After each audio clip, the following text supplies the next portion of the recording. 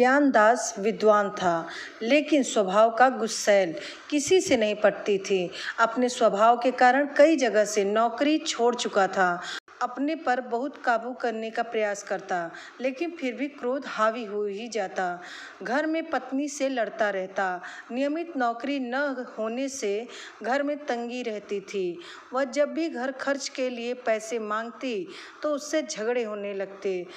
कहता, तुम्हें पता है कि मेरे पास पैसे नहीं हैं, फिर भी क्यों मांगती हो। एक सुबह घर में इसी बात पर झगड़ा हुआ तो ज्ञानदास गुस्से में भरकर घर से निकल पड़ा।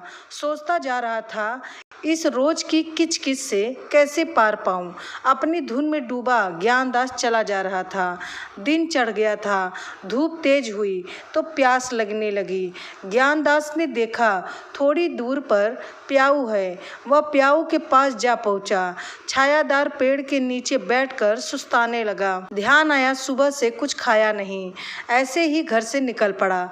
अब क्या हो, पास में ही एक छाबड़ी वाला गुड़ चने के लिए बैठा था, लेकिन उसकी जेब खाली थी। उसने पानी पिया और मुंह पोंछता हुआ चलने को हुआ। तभी एक साधु वहां आकर रुके। उन्होंने अपने कमंडल में जल भरकर पिया और एक तरफ बैठ गए। छाबड़ी वाले ने साधु को मुट्ठी भर गुड़ चने दिए। उन्होंने आंखें मूंद कर ध्यान लगाया, फिर ज्ञानदास से बोले, लो भैया खा लो। ज्ञानदास को लेने में संकोच हुआ। बोला, आप खाइए महाराज। साधु हंसकर बोले, संकोच न करो, मुझे पता है तुमने सुबह से कुछ नहीं खाया है, ले लो। ज्ञानदास ने गुड़ चने ले लिए और खाने लगा। छाबड़ी वाले ने साधु को और दे दिए, वह भी खाने लगे। ज्ञानदास ने पूछा, महाराज आपको कैसे पता चला कि मैंने सुबह से कुछ नहीं खाया।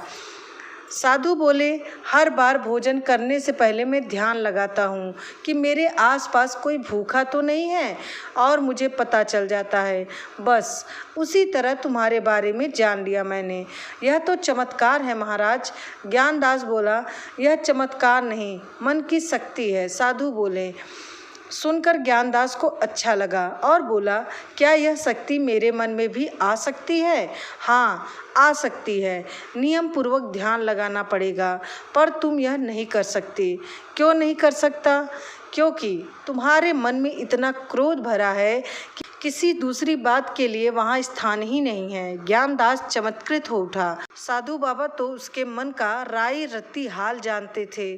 अपने दुखी जीवन के बारे में सोचकर उसकी आंखों में आंसू भर आए। साधु के चरण छूकर बोला, बाबा मुझे अपने साथ ले चलिए, अपना शिष्य बना लीजिए। क्या सचमुच तू मेरे साथ चलना चाहता है, मेरा शिष्य बनना चाहता है। हाँ महाराज, तो मेरे कमंडल में गुरु दक्षिणा डाल दे। समझ ले तू मेरा शिष्य बन गया, फिर मैं तुझे अपने साथ ले चलूँगा। ज्ञानदास ने आंखें झुका ली। बोला, मैं आपकी सेवा में कुछ भी नहीं दे सकता। मेरे पास चने खरीदने तक के लिए तो पैसे थे नहीं। फिर भला अरे साधु को पैसा नहीं चाहिए। तेरे मन में क्रोध का विष है, संकल्प कर, मेरे कमंडल में डाल दे। वादा कर, चाहे कैसी भी परिस्थिति हो तू क्रोध नहीं करेगा, क्रोध को अपने सिर पर नहीं बैठने देगा, तभी तू चल सकेगा मेरे साथ। कहकर साधु ने ज्ञानदास के सिर पर हाथ रख दिया। ज्ञानदास ने कहा, मैं प्रण करता हूँ महाराज, क्रोध नहीं करूँगा। साधु उठ खड़े हुए, बोले, चल मेरे साथ। कहाँ, अब तू मेरा शिष्य हो गया, मन में विश्वास रख और चला। कहते हुए साधु बढ़ चले। सोच में डूबा ज्ञानदास भी पीछे पीछे चला। अब उसे घर की याद आ रही थी। थोड़ी देर बाद साधु के पीछे पीछे अपने घर के बाहर जा रुका। हैरान होकर बोला, लेकिन यह तो मेरा घर है। यहाँ से मैं गया था, सुबह गया था लड़ झगड़ कर, बिना कुछ खाए। मेरा सच्चा शिष्य वही है जो मुसीबत से डर कर भागता नहीं, उसका सामना करता है। जा घर में जा और ध्यान रखना, क्रोध तू मुझे दान कर चुका है। कुछ दिन बाद मैं फिर आऊँगा। कहकर महात्मा वहाँ से चले गए। ज्ञानदास हड़बड़ाया सा खड़ा रहा, फिर घर में चला गया। घर में घुसते हुए उसे लग रहा था जैसे वह कुछ कमाई करके लौटा हो। मन में शांति थी और कुछ कर दिखाने का विश्वास था।